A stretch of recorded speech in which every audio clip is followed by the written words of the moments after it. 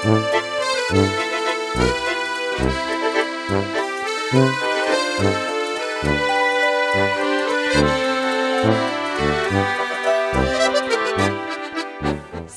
und herzlich willkommen bei der Ratschkattel, dem ersten bayerischen Elternpodcast für alle Rabeneltern und solche, die es noch werden wollen. Echte Eltern berichten bei mir ungeschönt und ehrlich aus ihrem Leben rund um Kinder, Familie und Partnerschaft. Ihr könnt den Podcast auf alle gängigen Streamingdienste anhören und wenn es euch gefällt, dann drückt auf Abonnieren, lasst mir eine gute Bewertung da oder schreibt mir einfach ein kurzes Feedback. So wie die liebe Gabi, die geschrieben hat. Habe gerade deine Podcasts gehört mit Ramona und Karin. Richtig heavy, aber sehr informativ. Respekt davor, wer so viel durchmachen muss. Aber da kommt trotzdem so viel rüber in deinem Podcast. Super. Dann habe ich noch den angehört, wo du interviewt wirst. Auch super. Vor allem, dass nicht immer alles perfekt laufen muss. Das ist nämlich auch was, wo ich richtig kotzen könnte. Mach auf jeden Fall weiter so. Mag deine Podcasts wirklich sehr gerne. Daumen nach oben. Danke, Gabi. Das freut mich. Wie gesagt, ich freue mich immer narrisch, wenn ihr mir schreibt. Auch gern Themenvorschläge oder konstruktive Kritik. Ich freue mich immer, wenn ihr mir schreibt. Also, haut's in die Tasten. So, servus. Wir starten in die zweite Jahreshälfte. Es ist mittlerweile schon wieder Juli und wir haben wieder Bauernweisheit, die selbsterklärend ist, wie immer, würde ich sagen. Im Juli will der Bauer lieber schwitzen, als untätig hinterm Ofen zu sitzen. Ja, genau. Passt aber eigentlich bei uns ganz gut, weil das Wetter hier in Minga ist wirklich absolut der Wahnsinn. Gott sei Dank dürfen wir mittlerweile wieder an Seen und in Freibäder. Das war ja dank Corona jetzt eine Zeit nicht erlaubt. Für meinen heutigen Gast ist aber das Wetter wahrscheinlich nichts Besonderes, weil die da wohnt, wo es immer warm ist. Sie ist mal via Skype zugeschaltet, nicht wegen Corona, sondern weil uns 13.000 Kilometer trennen. Ich freue mich wahnsinnig, Sie live aus Kapstadt begrüßen zu dürfen, die unglaubliche Katrin Johnson. Danke. Und es ist nicht immer warm. Wir haben ja gerade Spätherbst, Anfang Winter und es hat 5 Grad draußen und es ist total kalt. Es ist immer warm. Nein, leider nicht. Das haben wir mir eigentlich auch gedacht gehabt, aber Was Schnee? ja. Schnee? Wir haben Schnee, allerdings nicht in Kapstadt. So ungefähr 2 Stunden weg von Kapstadt kannst du auf die Berge drauf einen Schnee sehen und es schneit da tatsächlich. Gibt es eine Stadt hier, die heißt Ceres. Und da haben sie eigentlich immer Schnee. Jetzt kannst du mit unserem Schnee nicht vergleichen, aber sie haben Schnee. Du machst mein ganzes Weltbild kaputt. Schön. Tut mir leid. Schön. Ja, krass. Ist bei euch Winter jetzt? Na, Spätherbst, hast du gesagt. Also es ist eigentlich schon Winter jetzt, aber bei uns fängt der Frühling so im September an. Und ich freue mich jetzt schon, wir haben jetzt so 2 Monate, müssen wir durchhalten. Und wir haben keine Heizungen in den Häusern. Das heißt, es würde da dementsprechend kalt immer aus. Wir haben jetzt einen Gasheizer. Das kenne ich eigentlich nur noch vom Hof von meinen Großeltern, ja. Bevor wir Zentralheizung gehabt haben. Also es ist irgendwie total komisch. Aber es ist anders, ich liebe es. Also. Okay, krass. Ja, krass. Du hörst mich gut, oder? Ich höre die sehr gut, ja. Ich muss mich nämlich ein bisschen für die Tonqualität entschuldigen, weil das via Skype immer nicht ganz so geil ist. Aber es kommt ja nicht auf die Tonqualität drauf an, sondern auf die Inhalte. Ne? Nee, da kann ich dann liefern. Dran halten wird so. Wir kennen uns eigentlich auch schon ewig. Du bist mittlerweile 35. Ja. Das ist echt schnell gegangen jetzt, gell? Wahnsinn. Ja, total. Man hört, du bist eine waschechte Niederbayerin. Du bist geboren und aufgewachsen in Eckenfein. Bist du auch im Krankenhaus Eckenfein zur Welt gekommen? Bin ich tatsächlich, ja. Bin stolze Niederbayerin. Das kenne ich. Du hast eine Ausbildung zur Bürokauffrau gemacht und hast mit der Ausbildung eigentlich einen Grundstein für deine jetzige Arbeit gelegt. Du bist nämlich selbstständige virtuelle Assistentin. Und da ist ja der Standort eigentlich relativ egal. Da kannst du ja überall sein. Genau, also super. Du bist nach deiner Ausbildung nach England gegangen, wo du auch 10 Jahre lang gelebt hast. Warum England? Du, ich wollte immer schon raus und was anderes sehen, weil klar, als Teenager möchte man doch natürlich nicht in irgendwie Eckenfällen bleiben, weil man sich denkt, ach, da muss ja noch mehr geben. Und ich bin tatsächlich hängen geblieben dann in London, weil ich damals einen Mann kennengelernt habe und da bin ich dann dort geblieben, habe dann dort gearbeitet, habe das total genossen und bin dann nach 10 Jahren allein wieder heim. Aber warum Ja. England? Also den hast du ja dann noch nicht kennt wahrscheinlich, oder? Na, ich wollte immer Englisch können. Mein Englisch war ganz furchtbar. Ich wollte immer Englisch können und London hat mich so fasziniert wegen der Musik und die Künstler. Ich fand das so toll. Ah, Und ja, und dann, ich habe mir eigentlich immer vorgestellt, dass ich irgendwann Schriftstellerin bin und in so einer Dachgeschosswohnung von Brot und Wasser lebe, weil ich das so toll fand damals. Und ja, ich habe im Endeffekt trotzdem von Brot und Wasser gelebt, weil London so teuer ist. ja, Aber das ist ja. lustig, ja? Das habe ich jetzt auch irgendwo gelesen. Du hast ja schon gesagt, nach 10 Jahren bist nach München zurück Ja. und dann hast du wieder einen Mann kennengelernt, dir angetrauten Ehemann. Den hast Ja, du aber kennengelernt. Und Tinder, ja. dass da Ehen entstehen, das habe ich immer für einen Urban Mythos gehalten. Aber du bist der Beweis. Das muss nachher, die Kennenlerngeschichte muss nachher auf jeden Fall definitiv erzählen. Gerne. Und du bist dann vor 2 Jahren nach Südafrika gegangen, lebst da in der Nähe von Kapstadt, zusammen mit deinem südafrikanischen Mann und deiner Ja. knapp 9 Monate alten Tochter. Ja. Und ja, du wirst uns heute ein bisschen was darüber erzählen, wie das ist, wenn man so weit weg von daheim ein Kind großzieht, wie das Mama-Sein in Südafrika ist und uns vielleicht ein bisschen was über die Gemeinsamkeiten und Unterschiede erzählen. Ich freue mich wirklich ganz stark. Und ich habe Ich dich nur freue mich, ja, danke. nach deiner Lebensphilosophie gefragt und die passt eigentlich super zu deiner Vita, weil du hast mir einfach geschrieben, es gibt keinen Plan. Und Ja. genauso so ist. Bevor wir aber jetzt mit eurer Geschichte starten, gibt es ja immer einen Mommy-Fail. Toll Und für dich. dann haben wir aus deinem Mommy-Fail. Also ich habe lange überlegt. Mein Mann hat ja gesagt, Mei, hast du ja schon gesagt, sie kann sich ja nicht einen Tag aussuchen. Bei uns passiert ständig irgendein Schmarrn. Und nachdem mein Mann ja sich meistens um die Mallin kümmert, weil ich ja dann arbeite auch, ist er ja eigentlich die Mama. Aber dieser Mami-Fall ist tatsächlich jetzt von mir. Und zwar muss man dazu sagen, in Südafrika ist ja alles ein bisschen größer und unter anderem auch die Insekten. Und wenn du dir Kakerlaken vorstellst, die sind ja bei uns ganz klein und hier sind sie halt echt so groß wie meine Handfläche. Und ich habe große Hände. Auf jeden Fall, wir haben ja jeden Sommer, hat man einmal mindestens jeder, egal wo du wohnst, hast du einmal eine Kakerlake im Haus und die sind halt einfach groß. Ich habe wahnsinnige Angst vor denen. Und dieses einen Abends, hatte also einen Auftritt und ich war allein daheim mit der Kleinen. Es war auch ziemlich am Anfang, ja, da war es 2 Monate alt oder so. Und auf alle Fälle, sie liegt halt im Kinderwagen drin, weil ich Fernsehen geschaut habe und ich wollte, dass sie bei mir ist und habe sie da hingestellt und auf einmal höre ich es schon. Ja. Und dann ist tatsächlich eins reingeflogen.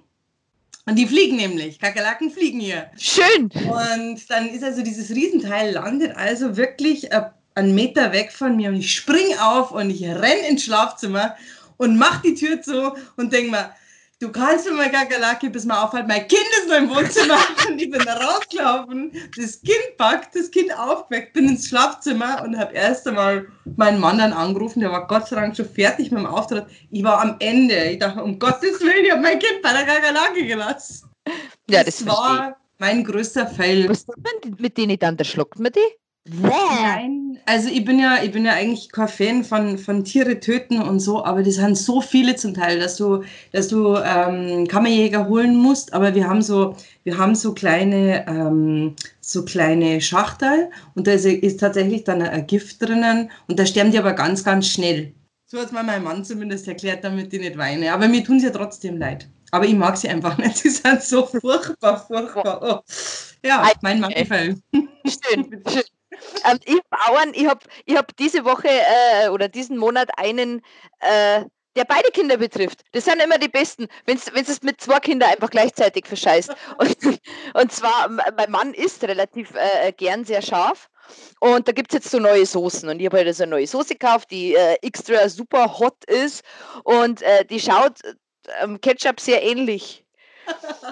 Und die Kinder wollten das halt auch oder wollten einen Ketchup. Und ich habe halt beide Kinder diese extra hotte Soße auf. Und der erste, der es gespannt hat, war der Große. Der ist komplett aus. Das ist so geschafft, bis ich es dann gerafft habe. Und dann sehe ich den Kleiner in die Augenwinkel noch, wie er gerade das Pizzastück so zu. Und ich so, nein! Dann habe ich das Pizzastück durch die ganze. Nein! Oh, und das war ein Riesen, der hat dann natürlich auch geflennt. Also war es eh wurscht gewesen oder was ist. Aber ja, schön. Das schön. Gut, haben wir die Mami Fels auch wieder. Haben wir beide wieder nicht ganz so geglänzt. Schön. Beide Kinder getötet. Ich mit Soße und du mit Kakerlake. Schön. Ich finde meins viel, viel schlimmer. Ja, mein, das kann doch mal passieren. Die hat ja eh geschlafen. Es ist ja nicht in den Kinderwagen reingeflogen. Es ist weder ein Kinderwagen reingeflogen, noch hat sie irgendwas mitgekriegt. Sie hat dann geweint, weil ich sie aufgeweckt habe, weil ich sie dann aus dem Kinderwagen rausgenommen habe. Ja, krass. Ja, wo fangen wir den an? Hast du deinen Mann kennengelernt, bis du in München warst? Ja, ich war vorher noch nie in Südafrika. Ich wollte da nie herkommen, weil ich nicht so gern fliege oder zumindest nicht so gern geflogen bin. Und der Flug war doch sehr, sehr lang. Und alle haben es mir erzählt, wie schön Südafrika ist. Alle waren es da im Urlaub, nur ich war nicht da. Und dann haben wir... Bitte? Wie lange fliegt man da? Also du fliegst einfach, wenn du mit jetzt irgendwie im Direktflug fliegst, dann fliegst du schon mit, ich glaube, das sind um 12 Stunden sein oder so. Und aber wenn du halt irgendwie in Dubai zum Beispiel umsteigst, dann sind es 18 Stunden insgesamt. Geil. Und es ist halt einfach für mich zu lang gewesen. Ich habe mich immer gefürchtet eigentlich. Aber nein, er war einen Freund besuchen in München und dann... Ja, ich kam gerade aus einer Beziehung raus, die total beschissen war. Ja, aber man sieht so, ich kann mich noch erinnern, ich bin an diesem Abend, ich habe ihn gematcht und mir gedacht, mein Gott, bist du ein schöner Mann. Der wird mich nie zurückmatchen. Ich war vorher nie auf Tinder. Mir hat dann meine Freundin und hat mir gesagt, komm, du musst jetzt mal wieder, du musst jetzt einmal wieder daten. Ja, okay. Und dann haben wir gedacht, der ist so schön, der wird ja niemals so ein schöner Mann, gell. Und tatsächlich eine halbe Stunde später hat er mir geschrieben und hat gefragt, ob ich mit ihm ein Bier trinken gehen mag. In München? Dann, in München, ja. Und er hat gesagt, er ist gerade im Lehl und wir so, doch, ich kann gerade nicht. Und dann habe ich mir gedacht, ich kann mich jetzt nicht einfach mit irgendeinem Typ treffen, den ich überhaupt nicht kenne, abends um 8:30. Dann hast du geheiratet, verdammt. Ja. Ich weiß nicht, ich bin aus dem Haus gegangen und habe gesagt zu mir selber, jetzt komm, jetzt gehst, weil das könnte dein Leben verändern.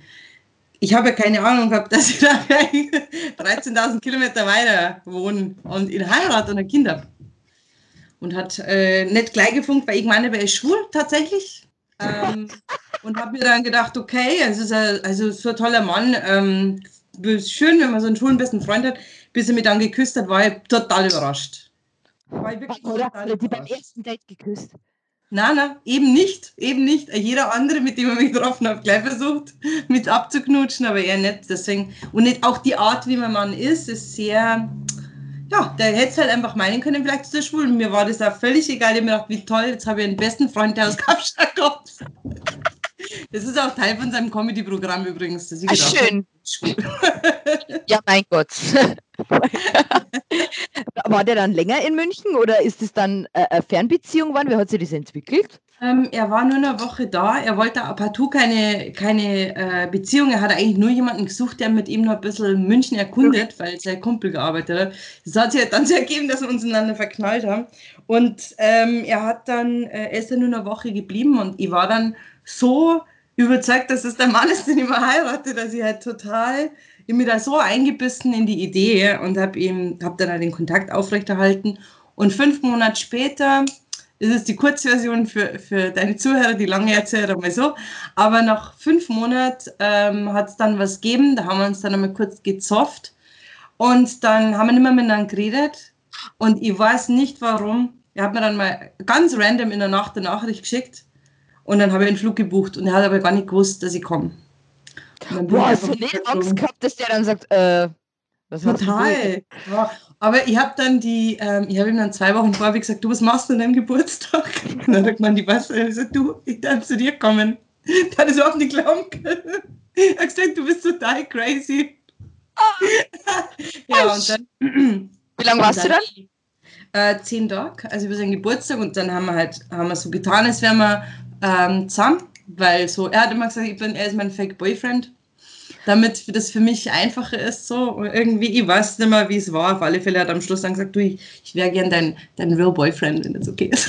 Und dann waren wir zusammen. Wie in der Schule. Ja, nein, ich bin sehr happy. Wenn ich keine Ohrwaschletter, die rundum grinsen, ich glaube, das kann ich sehen. Das ist schön. Und dann hast du aber wieder heim müssen. Ja, ich hab bis letztes Jahr bin ich alle 3 Monate heimgeflogen.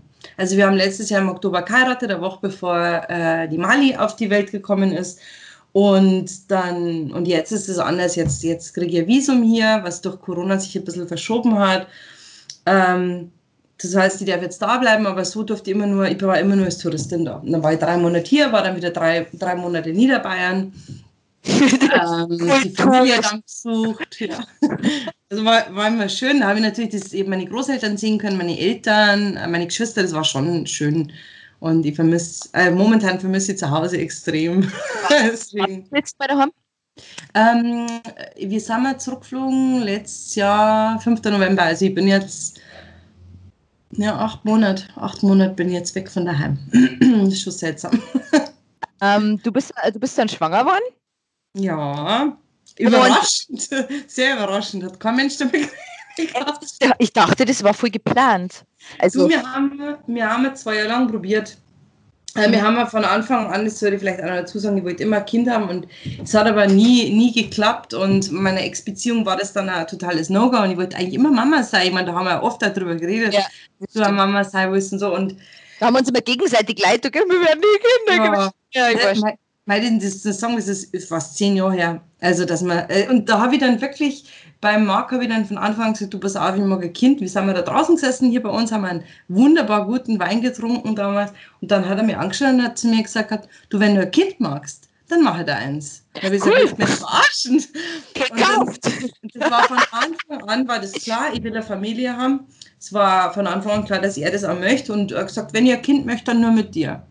Und so war es dann auch. Und dann haben wir mal probiert, hat nicht geklappt. Und dann haben wir gesagt, weißt du was, jetzt lassen wir es sein.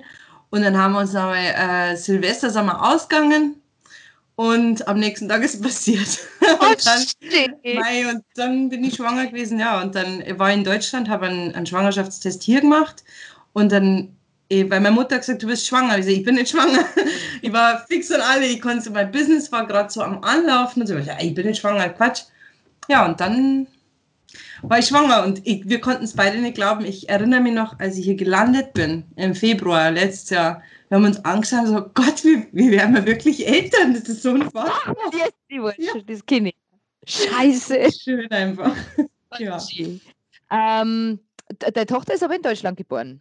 Ja, meine Tochter ist Oberbayerin, die ist in Altötting geboren. Oh. Ich meine, das ist so passiert. Es war alles ein bisschen ja. Ich habe einfach, das ist ganz simpel, ich habe eine ganz tolle Krankenkasse und deswegen habe ich gesagt, ich fliege heim und der Marc war 2,5 Monate gar nicht hier. Der ist dann erst im August gekommen, weil er ja erst nachdem wir verheiratet waren, jetzt kann er einreisen, wann er mag, aber vorher ging das nicht. Und genau, und dann... Ist das nicht schwierig, so zum Ende von der Schwangerschaft oder so alleine zu sein? Also sagen wir so, ich habe wahnsinnig viel Unterstützung gehabt von meinen Freunden und von meinen Eltern, von meinen Großeltern. Also es waren alle da, meine Onkels, alle haben mich unterstützt. Also so herzig. Ich bin mir gar nicht allein vorgekommen, die lieben den Marc halt auch alle so. Also da waren alle da. Es war ganz toll, aber natürlich, ich war dann in Eckenfenn im Krankenhaus dann kurzzeitig, weil ich meine, wir früh wehen. Und dann war das halt alles so ein bisschen stressig, so zum Schluss raus. Aber zur Geburt war er da. Ja, er war da und es war wirklich, also es war alles ganz anders geplant. Ich war ja eigentlich in Eckenfelden, aber das ist dann einfach, alles kommt ja immer anders, als man denkt, gell? Und dann wurde es halt Altötting, das war dann aber auch okay. Ich habe dann einen Kaiserschnitt gehabt und dann hat sich das halt so ergeben, aber war toll. Wir haben sie dann in Altötting angemeldet und da kann ich vielleicht dazu sagen, meine Tochter hat einen jungen Namen. Marlen, ja.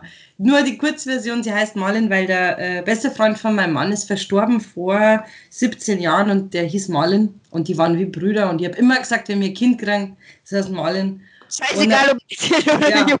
weil wenn in Schweden zum Beispiel gibt es, das ist ein Frauennamen, das ist leicht anders geschrieben, aber du sprichst das genauso aus.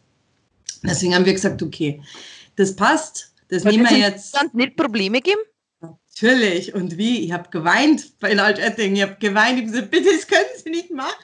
Und dann hat der Marc gesagt, bei uns in Südafrika, da ist das Fall völlig, also ja, da darf man das eigentlich so machen, wie man möchte. Wir haben ja wir haben hier ganz, ganz extrem andere Namen. Das heißt, ja, und dann haben sie es erlaubt, wir mussten nur was unterschreiben, dass wir das wissen. Und das war dann in Ordnung. Die waren total nett, aber ich habe halt geweint in einer Woche, nachdem das Kind auf die Welt gebracht ist. Da ist ganz egal, warum, du weinst immer. Scheiß, furchtbar, ich drehe ins Heide nur die ganze Zeit.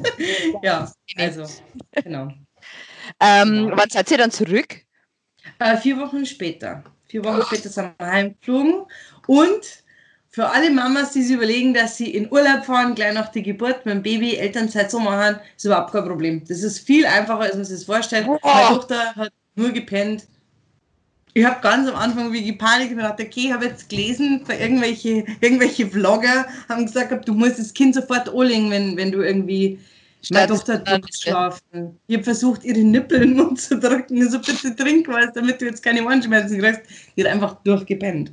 Also das ist wirklich, ich meine, natürlich, jedes Kind ist anders, aber es ist total in Ordnung. Und man macht sich viel mehr der Probleme selber. Also das ist immer so. Das ist krass. Das ist echt krass. Wow. Aber war echt in Ordnung. War gar nicht so schlimm. Und der Marc hat mir viel geholfen. Der Marc hat sie immer getragen.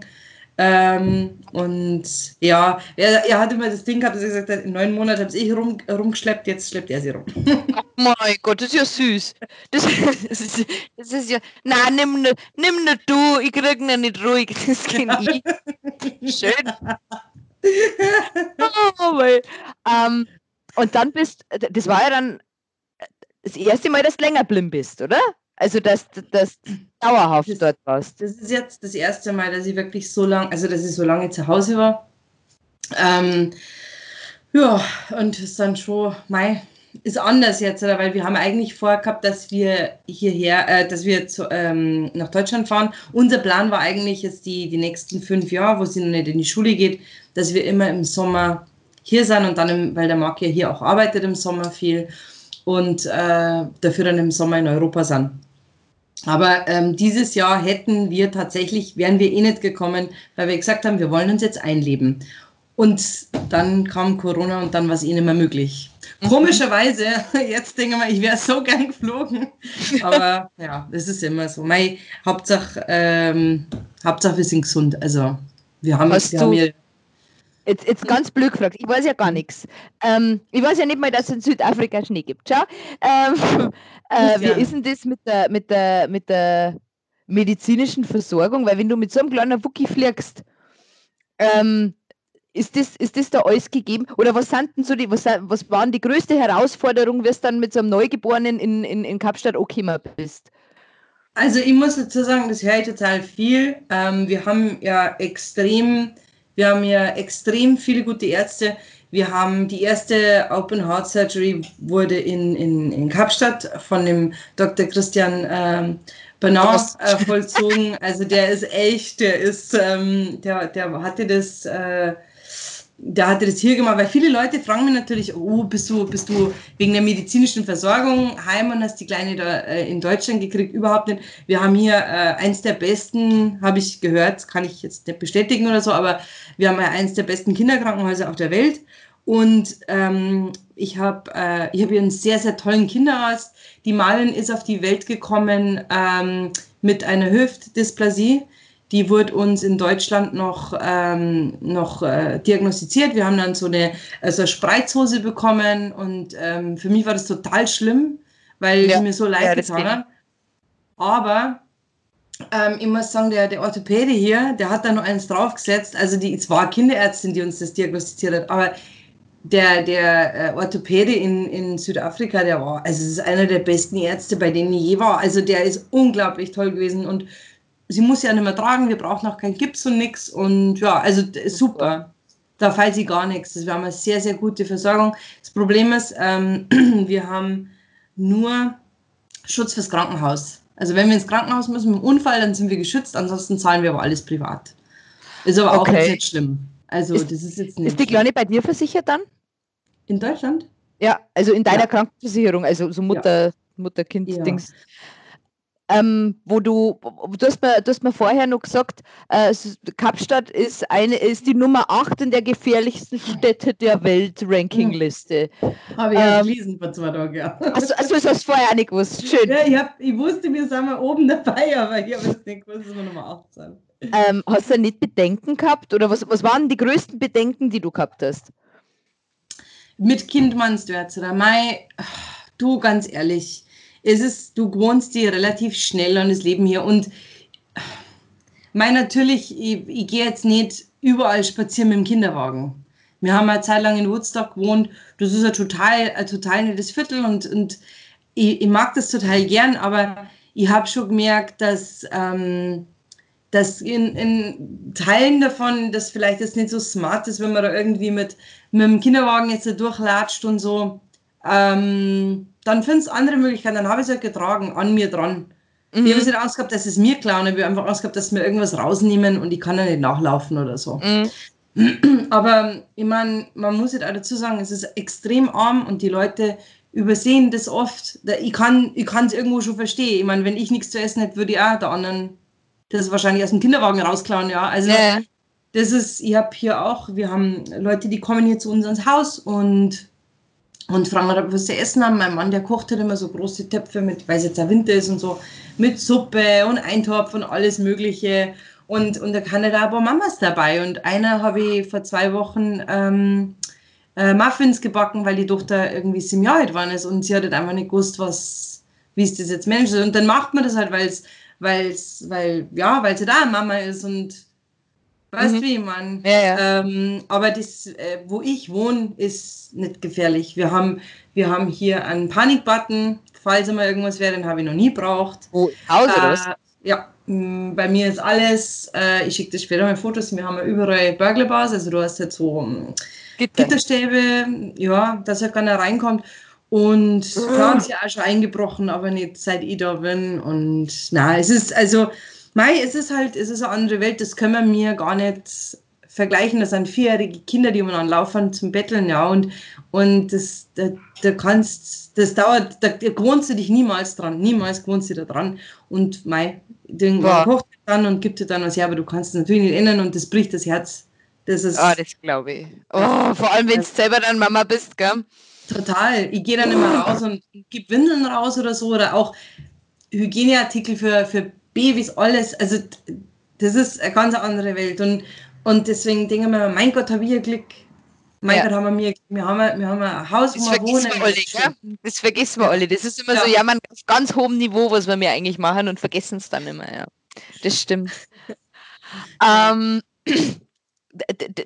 Was ist denn kulturell der größte Unterschied? Gibt es im Mama-Sein irgendwie, also du hast gesagt, dein Mann tragt dein Kind wahnsinnig viel. Das ist jetzt wahrscheinlich kulturell die Norm.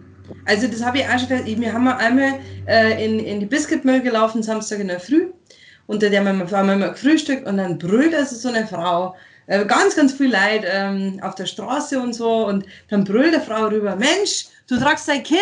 Das finde ich super, wenn nur alle Männer so wären. Das ist da erstmal aufgehört. Interessant. Also ich muss dazu sagen, kultureller Unterschied ist definitiv, und ich komme aus Niederbayern, also da, wo es jetzt eher so ist, wo eigentlich schon alle das Kind dann hochheben und so. Ja. Und man sagt ja in Afrika, also afrikanisches, wie sagt man da, it takes a village to raise a child. Ja, und das stimmt, und ich meine, das kennst du, das kenne ich und so mit den Nachbarn und so, aber hier, ich war auf einer Taufe eingeladen und dann haben wir die Malin dabei gehabt, ich habe die Malin 2 Stunden lang nicht gesehen, die wurde rumgereicht. Also die wurde rumgereicht. Diesen ganzen, also hier sagt man so Antis, ja, die Antis, die haben das Baby dann hier rumgetragen. Ich habe mein Kind nicht mehr gesehen. Ich habe es nicht mehr gesehen. bis ich dann Hunger gehabt habe. Und habe mir irgend so eine Tante dann gefunden und hat dann gesagt, hier, leg mal an. Gerade, dass man es nicht angelegt hat, ja. Also das ist, du siehst dann dein Kind nicht, meine Schwiegermutter, wenn da ist, auch, ich meine Mutter ist genauso. Ja. Vor allem, als sie dann gemeinsam hier waren, für mich war das Heaven, ja. Also die haben, deswegen sage ich kenne das schon aus Niederbayern, aber hier ist es nur mehr extremer. Also ich könnte mir jetzt nicht vorstellen, dass ich irgendwo hingehe, wo ich keinen kenne und die dann mein Kind irgendwie rundum reichen in Eckenfelden. Ja. Das kann ich mir sehr vorstellen, aber hier ist es völlig normal. Und das finde ich schön, der füttert auch, also wenn ich jetzt nicht gestillt hätte, dann hätte auch irgendwie eine mir Flaschen gemacht, ohne dass mich fragt, nicht das Kind gefüttert. Also das ist schon sehr anders, das ist wirklich anders und jeder will das Kind immer herzen und abbusseln und so. Hast du da nicht einfach Schwierigkeiten damit? Am Anfang schon, ja. Es war schlimm, am Anfang habe ich gesagt, aber das will ich gar nicht. Und ich habe eine Freundin, jetzt gibt es her. Ich habe eine Freundin, die ist mit einem Spanier verheiratet, die hat gesagt, das ist genau dasselbe. Das ist voll schwierig. Gell? Also das ist, und du kannst da oft einmal gar nicht dann so schnell genug reagieren, aber mit zack ist das Kind weg. Und dann zack, was weg. Ja, aber ich bin froh drum, gell? Aber so, wenn es nur so ganz wuckig sind, das kenne ich also. Ja, jetzt hast du das schon lang genug gehalten, gib's mir wieder. Ja, so. Das ist so... Du hast dann auch irgendwie Angst, so, aber ich meine, als wir in Deutschland waren, wir haben ja bei meiner Mama dann gewohnt, die letzten Wochen, und meine Mama hat es dann einfach eingepackt und hat es halt dann spazieren gefahren, damit wir mal schlafen konnten. Aber das ist meine Mama. Oder meine Schwiegermama. Aber meine Schwiegermutter macht auch das so, wenn sie hier ist, die wohnen in Namibia, aber wenn sie hier sind und hier wohnen, dann ist es wirklich so, dann lädt die ihre ganzen Freundinnen ein. Die schickt ihnen auch immer Fotos von meinem Kind. Schön. Ja, also die Edith hat gesagt, sie möchte auch gerne jetzt mal die Malen kennenlernen. Also die kommen alle und dann wird der Kuchen gekauft und so. Dann muss sie kochen, dann kommen die alle und schauen das Kind an. Ja, das finde ich total faszinierend. Weisheit in Südafrika, das ist geil. Das ist brutal. Also ich liebe es, aber es war schon gewöhnungsbedürftig. Ist die ist sie getauft? Nein. Ja, also meine Schwiegereltern sind extrem religiös. Katholisch? Nein. Das ist eine Geschichte für sich. Die waren früher in so, ja, das ist eine christliche Kirche, also ganz anders wie bei uns. Und meine Schwiegermutter, die ist schon sehr, sehr gläubig und sehr christlich und sehr auch wichtig, dass die Malin getauft wird irgendwann. Aber wir haben es ja nicht geschafft. Wir haben es einfach noch nicht geschafft. Also müssen wir jetzt mal schauen, nächstes Jahr, wenn auch alles wieder ruhig ist und so. Aber ja. Aber das machen wir jetzt halt dann in dem Fall nur, weil das für meine Schwiegermama einfach was extrem Wichtiges ist und das respektiere ich ja. Und für uns wäre es jetzt, mit darf man es immer wieder rausschirmen. War das für die oder für deine Eltern und für deine Schwiegereltern, war das auch schwierig? Also haben die da, ich meine jetzt nicht Vorurteile oder so, aber das ist ja schon eine ganz andere Welt. Ihr kommt ja aus zwei verschiedenen Welten. War das jetzt für deine Eltern zum Beispiel schwierig, dass du eine Niederbayerin bist? Na, dazu muss ich auch kurz was erzählen, wenn das okay ist. Und zwar, meine Schwiegereltern hatten tatsächlich ihren ersten Europatrip, als der Marc 2017 zu mir nach Deutschland geflogen ist. Das erste Mal zu mir. Und es war Zufall, die waren auf eine Hochzeit eingeladen in Österreich. Und dann haben sie gefragt, ob sie mich besuchen dürfen, ob sie mich kennenlernen dürfen. Da habe ich sie eingeladen, dass sie bei mir bleiben für eine Woche, damit sie München sehen. Ich habe die Leute vorher noch nie gesehen.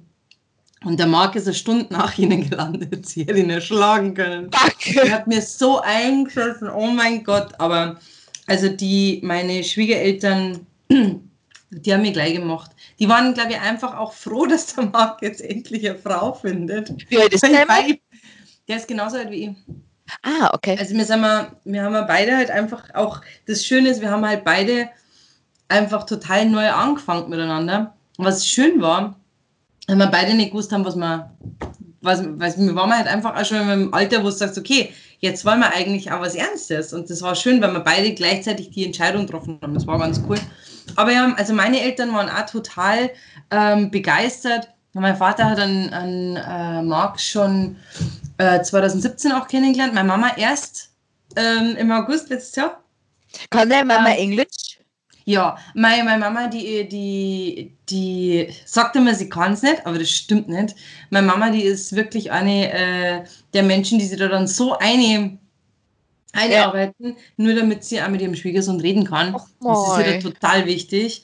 Und sie war ja hier 4 Wochen im Januar und irgendwie, sie ist dann immer alleine losgezogen mit meiner Tochter. Die sind immer spazieren gegangen und dann hat sie mir da irgendwas gebracht. Sie sagt, schau mal her, das habe ich gekauft und da habe ich mit dem geredet. Ich sage, Mama, du kannst Englisch. Du sagst halt immer nur, du kannst es nicht. Aber das finde ich total toll. Und die liebt den Marc. Also die verstehen sie alle untereinander super gut. Auch meine Schwiegermutter und meine Mutter verstehen sie Das total gut. ist super. Also sehr, Das ist sehr gut. friedlich.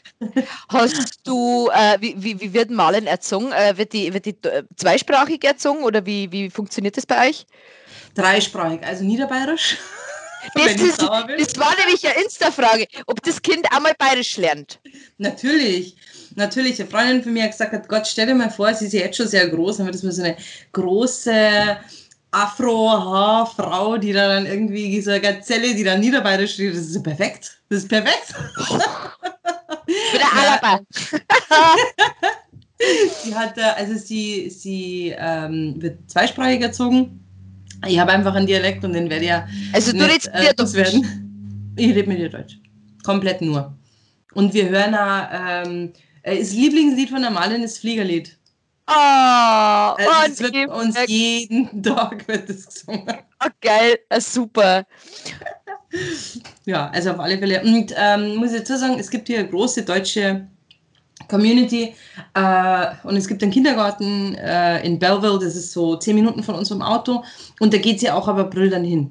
Also wenn wieder alles in Ordnung ist, da darf es dann 3 Stunden am Tag, ich glaube 3 Tage lang, machen die so Eingewöhnung und ich will ja, dass sie da hingeht, weil wir haben hier keine deutschen Freunde. Wir haben keine deutschen Freunde. Und die einzige Freundin, die ich habe, die hier war, also Österreicherin, die ist aber nicht mehr da. Mhm. Und die anderen, deswegen, ich brauche ein bisschen einen Kontakt für sie nach Deutschland, bevor wir mir irgendwann einmal wieder zurückziehen, weil ich will ja auch, dass sie ordentlich Deutsch kann. Also ihr wollt zurückgehen irgendwann? Ja, also ich möchte nicht, dass sie hier zur Schule geht, weil ich glaube, ich könnte nicht mehr ruhig schlafen. Das ist total überzogen und total deppert, aber ich habe immer Angst, dass was passiert. Also es ist nicht so wie bei uns, dass du da im Bus einsteigst oder so. Ich weiß nicht, das ist einfach nur meine persönliche Angst. Das ist halt einfach, weil ich Schisser bin.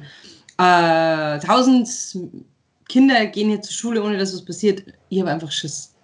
Das ist alles. Plus, ich schaue mir meine Nichte an, beide meine Nichten. Die eine geht noch zur Schule, die andere hat schon einen Beruf. Das ist nicht so wie bei uns, weißt du, dass du mal am Wochenende mit deinen Freundinnen fortgehst oder so.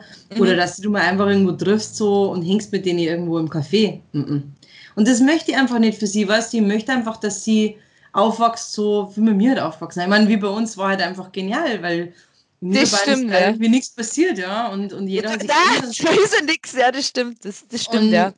Und das wünsche ich mir halt auch für sie und ich bin mir sicher, ich meine, sie würde ja in die deutsche Schule gehen oder auch wenn sie auf eine lokale Schule gehen wird, scheißegal, ich bin einfach ein Schisser. Und die Schulausbildung ist genauso toll wie bei uns, aber ich bin einfach ein Schisser, dass hier da was passiert. Das ist alles. Und wenn Sie es jetzt aussuchen dürfen, wo darfst du denn hingehen? Nach München, nach Niederbayern, in die Oberpfalz? Wo möchtest du denn hin? Also ich möchte, wenn wir wieder zurückkehren, möchte ich unbedingt nach München. Meine Freundinnen sind da. 2 von meinen besten Freundinnen, 3 von meinen besten Freundinnen haben jetzt gerade Kind gekriegt, die eine kriegt jetzt in den nächsten Wochen und deswegen, ja, ich möchte unbedingt wieder nach München. Also ich liebe Niederbayern, ich liebe es total, aber meine Freundinnen sind halt einfach da. Ich habe in Niederbayern noch eine Freundin und die kann ich auch mal am Wochenende besuchen, die hat immer so viel zum Tag. Deswegen, weißt du, meine Mama kommt gern zu mir nach München. Ja. Also ich mag gerne nach München, ja. Ich hoffe, dass wir uns dann auch mal wieder sehen, in Person. Ja, natürlich. Ja, aber ich finde es super, super lustig, dass du das jetzt angeredet hast, weil ich war jetzt auch echt viel in Niederbayern und ich muss sagen, jetzt ist mittlerweile so die Zeit, wo es mir auch richtig abgeht. Also wir wohnen ja nicht mal in München, wir wohnen ja sogar im Umland, aber mir ist das alles, also je älter das ich werde, desto städtischer wird es mir. Das, was mir früher so auf den Sack gegangen ist, das ist jetzt mittlerweile Vermissung.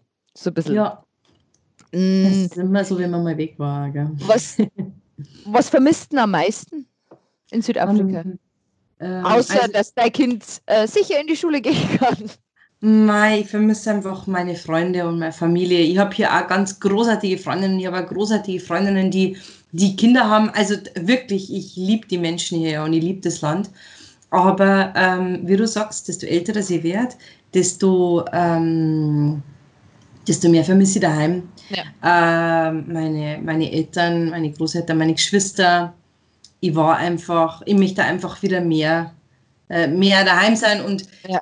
was das ist, ja, wenn ich daheim bin, dann geben wir Südafrika ab, gell? Also, Ja. das ist wurscht. Mein Herz ist zerrissen da. Und ich kann da 100 Sachen sagen, die wo mir dann in Deutschland stören werden, wo ich sage, mein Gott, na.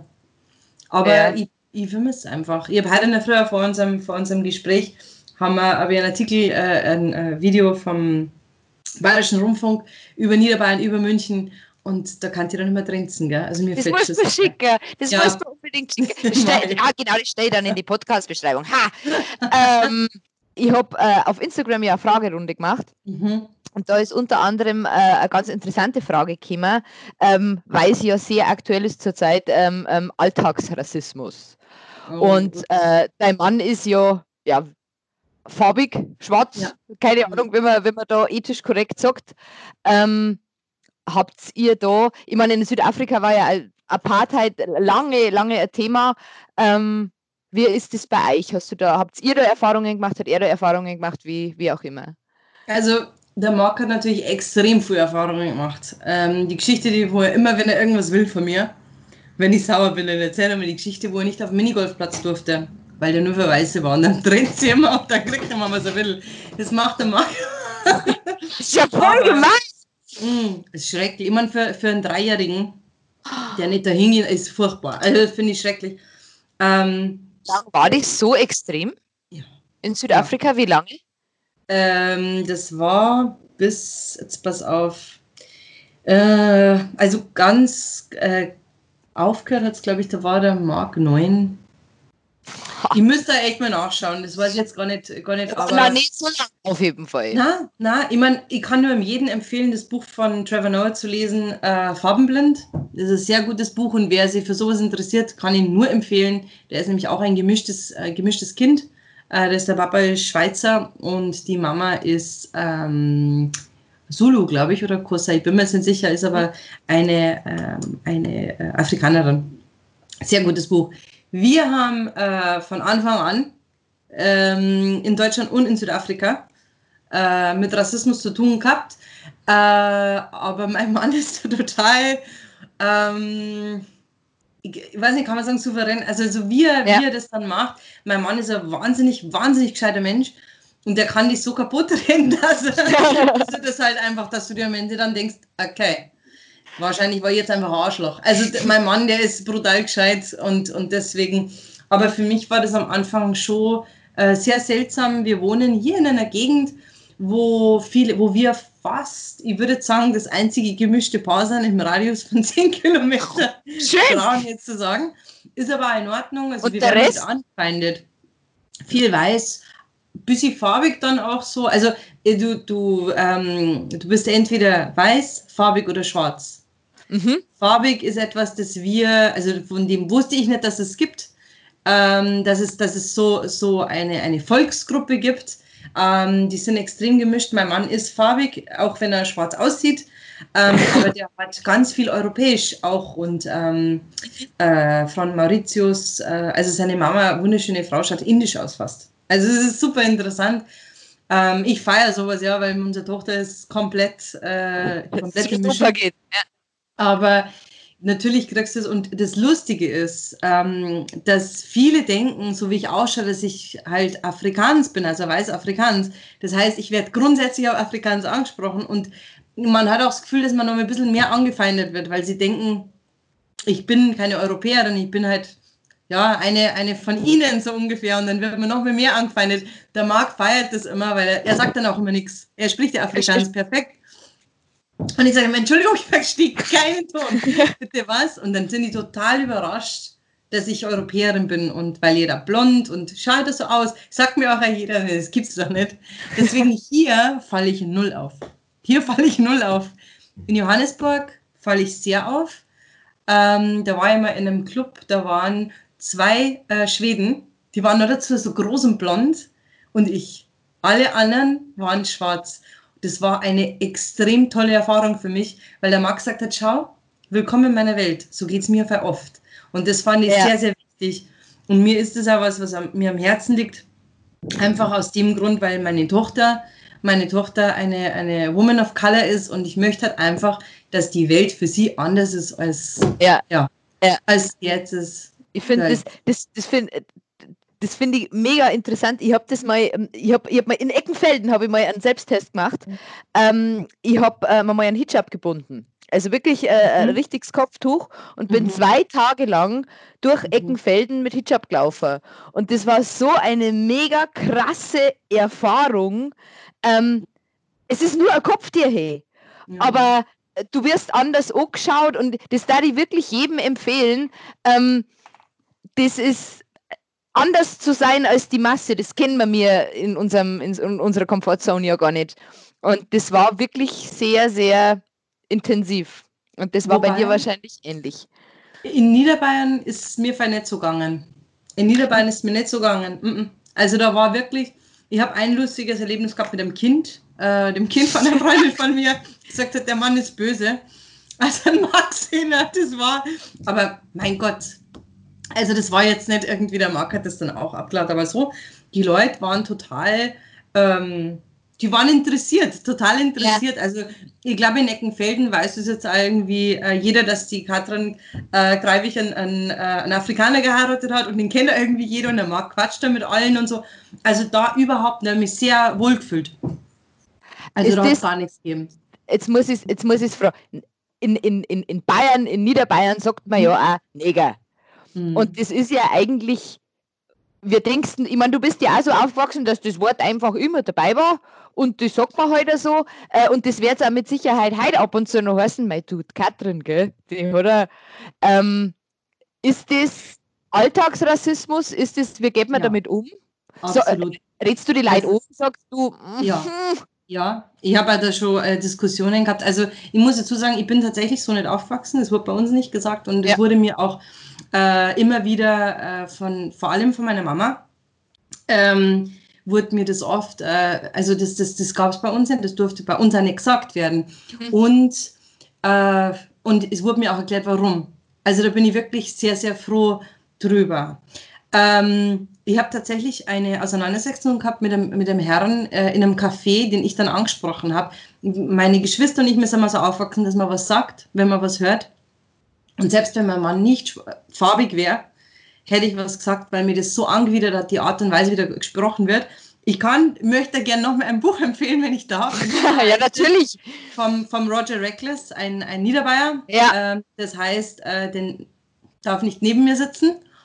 Und das ist ein sehr, sehr gutes Buch.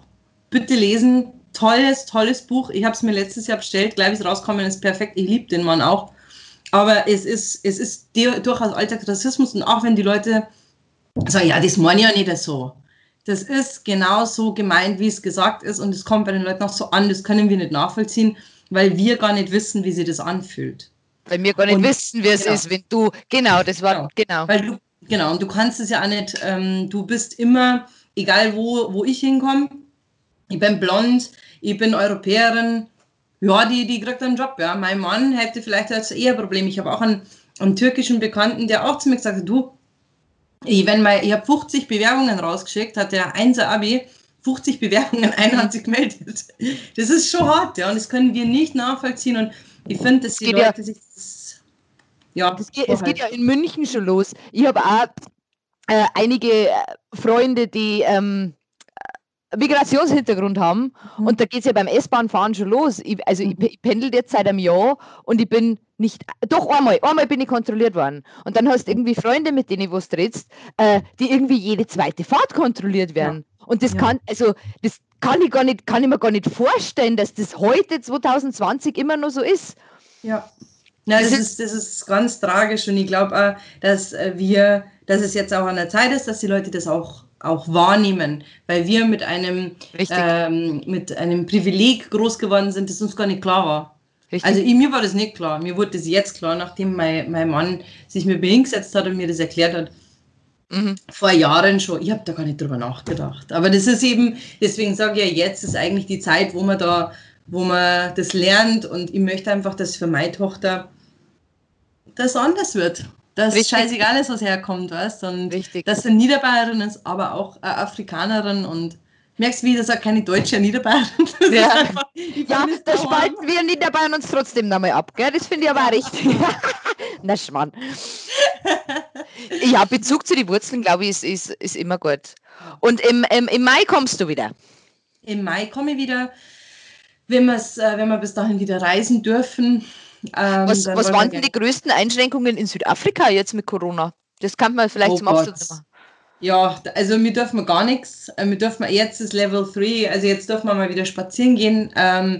Es gibt keine Zigaretten zu kaufen. Warum? Oh Gott! Rauchen ist verboten, weil es ja auf die Lunge schlagen kann. Also mein Mann, der hat zu kämpfen von mir. Die ersten 4 Wochen kein Alkohol. Wir durften also gar nicht raus. Das ist sehr strenger Lockdown. Jetzt sind wir im Level 3, das heißt, wir dürfen jetzt auch spazieren gehen, wann wir wollen. Maskenpflicht, hält sich auch nicht jeder dran, aber die meisten halten sich dran. Es gibt Alkohol nur zu kaufen von Montag bis Donnerstag. Check ich auch nicht, warum. Aber gut. Nur an Werktagen, Leute. Ja, das ist ja praktisch. Also wenn wir dann mal sagen, hey, jetzt holen wir uns mal was Nettes so fürs Wochenende, dass wir ein Glas Wein trinken können, da musst du halt echt, wenn du das am Freitag aufhört, dann hast du Pech gehabt. Ja. Aber nein, es ist schon sehr streng. Und wir hoffen jetzt, dass bei uns fängt es jetzt erst richtig an, weil der Lockdown so lang und so streng war. Und ich höre schon von Leuten auch, hey, magst du nicht mitkommen, wir würden uns da und da mal treffen. Ich sage, na Leute, das tut mir echt leid, aber ich bin paranoid, sage ich bin ein Schisser. Ich werde da bestimmt, erstens mal ist nicht erlaubt, da ist bei mir schon mal raus. Und da bin ich ganz eine Brave. Ja. Und das nächste ist einfach, mir ist das gefährlich, ich habe ein Kind und ich möchte nicht, dass mein Mann und ich das kriegen. Meine Schwiegereltern sind da, meine Eltern sind da, aber schauen mir aufs Kind, wenn mir halt was passiert. Also das geht nicht, das kann man nicht machen. Und deswegen, ja, genau, so ist bei uns momentan. Okay, ja, krass. Ja, Wahnsinn. Ja, wir haben jetzt schon wieder fast eine Stunde gequatscht, gell? Das ist Wahnsinn. Das geht ratzig. Hast du vielleicht abschließend noch einen Tipp für Mamas, die nicht zu Hause sind, für Mamas, die auswandern wollen, für Mamas mit farbigen Kindern, keine Ahnung, irgendein Tipp, den du noch raushaust? Ich glaube, wer auswandern möchte oder auch wer sagt, er möchte mal für die Elternzeit vielleicht woanders leben, machen. Wenn es irgendwie geht, machen. Das ist so toll, man lernt so viel und ich sage immer, Reisen ist das Allertollste überhaupt und vor allem andere Kulturen. Und für Mamas mit farbigen Babys, das ist eine schwierige Thematik. Ja. Aber, und ich habe keine Ahnung und meine größte Angst ist, dass sie eines Tages sich rumdreht und sagt, Mama, du hast doch keine Ahnung. Und ich werde keine Ahnung haben, wie es ihr geht. Und das ist echt scary. Aber einfach offen sein und einfach viel Liebe reinpumpen. Du kannst nichts machen und du machst alles verkehrt. Das habe ich jetzt auch gelernt. Als Mutter kann man alles nur verkehrt machen. Das stimmt. Aber wir lieben unsere Mamas ja auch abgöttisch. Deswegen, also ich glaube einfach viel Verständnis mitbringen und sich auch mal selber verzeihen, weil manchmal, da sagt man dann Sachen und dann denkt man sich, weil jetzt habe ich das schon wieder nicht gewusst. Also, ja das kann ich nur mitgeben. Das unterschreibe ich. Wo war es am schönsten in der Welt, wo du warst? Der schönste Ort? Also ich muss sagen, ich wohne in der Stadt, wo alle in Urlaub waren, ja. Also ich sehe es mehr. Ich sehe einen Tafelberg von hier aus. Wunderschön. Perfekt. Ich habe noch einen Fun-Fact. Am Tafelberg allein gibt es mehr Pflanzenarten als in der kompletten UK zusammen. Ha! Das ist richtig. Da wird da auch übrigens sehr drauf geschaut. Wusstest du auch, dass am Tafelberg Menschen wohnen, die wohnen da in Höhlen? Das ist kein Witz. Die entscheiden sich da zu wohnen.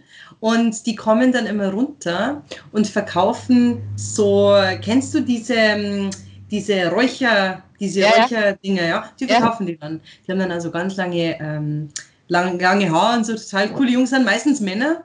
Und die wohnen da oben und ja, ob das erlaubt ist oder nicht, weiß ich nicht. Aber das wurde mir so gesagt, das ist mein Fun-Fact. Ich finde es total faszinierend, dass da Leute wohnen. Das ist wunderschön da oben. Also, wenn ihr mal runterkommt, dann zeige ich das alles. Wunderschön. Ach, schön. Ja, gut. Ich kann dir jetzt leider dein Präsent nicht überreichen, aber ich habe die Adresse von deiner Oma. Und da wartet schon ein Paket auf dich, wenn du... Hab ich gehört. Vielen Dank, ich freue mich narrisch. Vielen Dank für deine Zeit. Danke, dass du uns ein bisschen reinschauen hast lassen. Ich fand es super interessant, super spannend. Und ja, dann bis Mai, wenn du dann wieder hier bist. Ich freue mich und vielen Dank, dass ich dabei sein durfte. Ich bin ein Fan von deiner Podcast und finde es super, dass du das machst. Freut mich narrisch gut. Vielen Dank, Katharina. Dann, Dankeschön.